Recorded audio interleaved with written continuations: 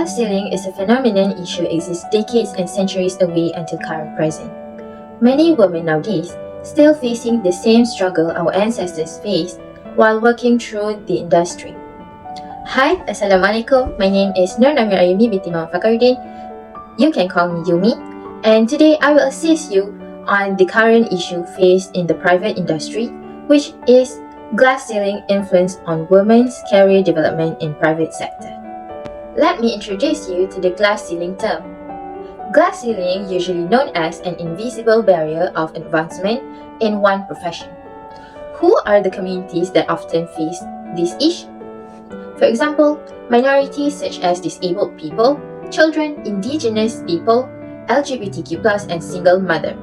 In our society, for centuries long, people often put a perception upon women that make them the majority that struggle with this issue. Career blockage like this often faced by women more than men, even at the much early stages as women move up the managerial hierarchy. They often prohibited from enrolling jobs on science, technology, engineering fields, repeatedly which later encountered the glass ceiling. Let us move on to the factors that influence the causes glass ceiling matters, especially in private sectors. Firstly, stereotyping. This matters has been raised due to the cliche stereotypes that exist, where for centuries long, women are seen as less competent, being emotional in making decisions, not action-oriented, incompetent to work in technical fields, or should not be dominant to hold a top managerial leadership position in an organization. Second, family factor. This barrier exists as women hold two roles at the same time, whereby in one research they call it as double shift.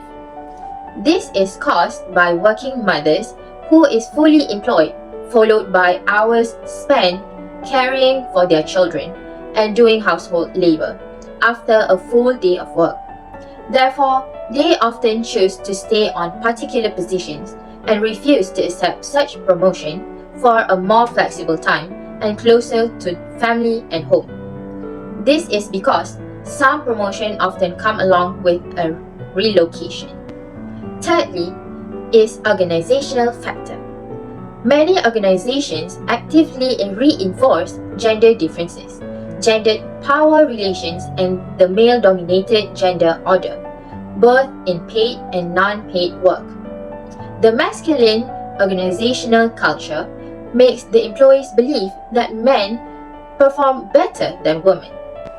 Therefore, women in managerial positions are always be given the non-significant tasks, and some of them are restricted in operational roles instead of administrative roles.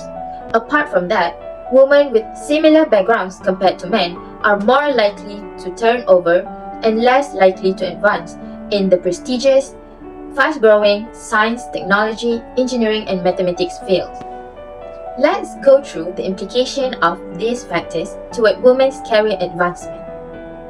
The barrier to women's career advancement certainly bring a sinister remarks as they contribute to bias, myth, inequality, stereotyping, and depriving the human rights of workforce, as they should not be an ill judgmental on gender. This judgmental and stereotypical mentality leads to underestimation of women's capability on cognitive skills or competency to hold for an upper position or any management post. Next, family responsibility often affects the decision making. This is because some promotion often come along with a relocation and transfer, which may cause these women a struggle to manage their work-life balance. Most women tend to abandoning their career when they face family problems such as childcare responsibility. Thus, Malaysia's statistic shows that we face a decreasing amount of labor participation of women in the working sector, around 46% to be compared with Asian countries, said in Budget 2018 by the Prime Minister. Last but not least, organizational cultural dynamics often create challenges for women who aspire or advance into leadership. They tend to face unequal wage payments or lack of support in the workplace priorities, policies, and reward structures. Apart from family matters, this is also may affect women's career development on the firm's human capital aspect, as they lose talent and experienced staff, as these women choose to leave the company due to the pressure and discrimination.